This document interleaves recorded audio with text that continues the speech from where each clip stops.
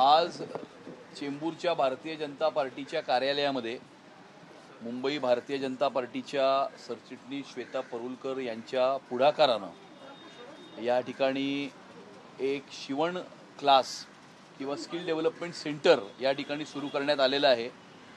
ज्या लाडक्या बहिणी आहेत त्या लाडक्या बहिणींना त्या ठिकाणी या स्टिचिंगचं ट्रेनिंग देऊन त्यांना आत्मनिर्भर करण्याच्या दृष्टिकोनातनं आणि नुसते महिन्याचे 1500 रुपये नाहीच परंतु त्यांना लखपती दीदी बनवण्याच्या दृष्टिकोनातनं हे आज टाकलेले एक पाऊल आहे।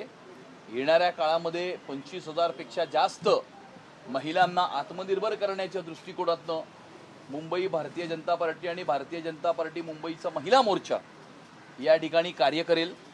आणि मुंबई बँकेचे चेअरमन या ठिकाणी प्रवीण दरेकर उपस्थित होते। आधीच मुंबई बँक लाडक्या बहिणींना 1 लाखापर्यंत बिनव्याजी कर्ज हे देते।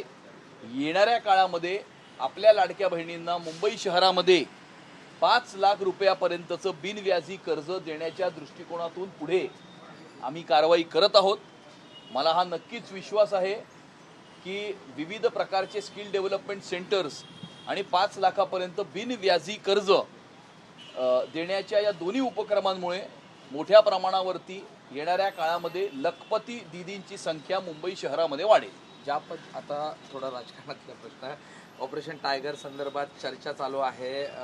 तिकडे केंद्रामध्ये संजय देशमुख जे आहे ते प्रतापराव जाधवांना शिवसेनेच्या मंत्र्यांना भेटतायत। संजय राऊत आता दिल्लीला रवाना झालेले आहेत आणि 9 पैकी 5 खासदार हे स्वतःचा वेगळा गट स्थापन करण्यासाठी अशी चर्चा चालू आहे। नाही, मला काही या गोष्टीची काही माहीत नाही आणि त्यामुळे आणि जर असं घडलं तर त्याच्यात काही नवलही वाटण्याची आवश्यकता नाही। कारण मला असं वाटतं की हिंदुस्थानच्या राजकारणामध्ये 1947च्या नंतर असं पहिल्यांदाच किंवा एकदाच घडलं आहे की एखादा व्यक्ती मुख्यमंत्री पदावर बसलेला असताना त्यांचे 90% आमदार मुख्यमंत्री असताना सत्तेला लाथ मारून त्यांना पक्षातून ते बाहेर काढतात। असं हिंदुस्थानच्या राजकारणात 47 नंतर घडलेलं नाही।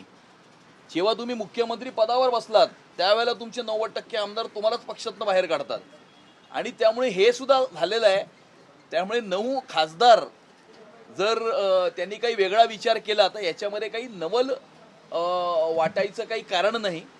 कारण ऑनलाईन नेत्यापेक्षा ऑन ग्राउंड नेते हे जनतेला आणि कार्यकर्त्यांना दोघांनाही तेच पसंत असतं। संजय राऊत टीका केलेले शर्मिला ठाकरे म्हणतात की भाजप हे दुसऱ्यांचे पक्ष फोडतात, स्वतःची मुलं मोठी करतात।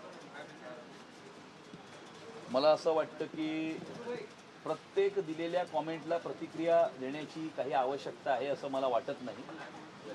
जर राज ठाकरे याच्या विषयात काही बोलले तर त्यांना मी जरूर उत्तर देईन। संजय राऊत दिल्लीला रवाना झाले त्या सगळ्या स्थितीमध्ये कसं पाहता थोपवू शकतील तर असं काय असेल ऑपरेशन टायगर? नाही, मला असं वाटतं की उद्धवजींची ही अवस्था ही त्यांच्यामुळेच झालेली आहे ना, विश्व प्रवक्त्यांमुळे। आणि त्यामुळे मला वाटते कदाचित आगीमध्ये तेल ओतण्याकरता ते दिल्लीला गेले असतील। पंतप्रधान नरेंद्र मोदींच्या समोर विरोधकांनी पंतप्रधान पदाचा चेहरा प्रोजेक्ट केलेला आहे। राहुल गांधींना समोर आणत संजय राऊतांनी समर्थन दिलेलं आहे। एक चांगली गोष्ट आहे ना। जर त्यांनी शेवटी पंतप्रधान पदाचा आपला उमेदवार जर ठरवला असेल आणि विश्वनेता भारताला विकसित भारत होण्याच्या दृष्टिकोनातून घेऊन जाणारा नेता, भारताला जगातली 4थी सर्वात मोठी अर्थव्यवस्था बनवणारा नेता, येणाऱ्या काळामध्ये भारताला जगातली 3री सर्वात मोठी अर्थव्यवस्था बनवणारा नेता, याच्यासमोर जर पप्पू प्रधानमंत्री पदाचा उमेदवार असेल तर मग मला काही ह्याच्या पुढे काही बोलण्याची आवश्यकताच नाही। पेडणेकर वारंवार टीका करतात आणि किशोरी पेडणेकरने आता म्हटलंय की बांधवटासारखा भाजप पक्ष वाढवत आहेत, भाजपचे नगरसेवक कोटीच्या कोटी उड्डाणे करतात। त्याला आमचे सभागृह नेते गणेश खंडकर उत्तर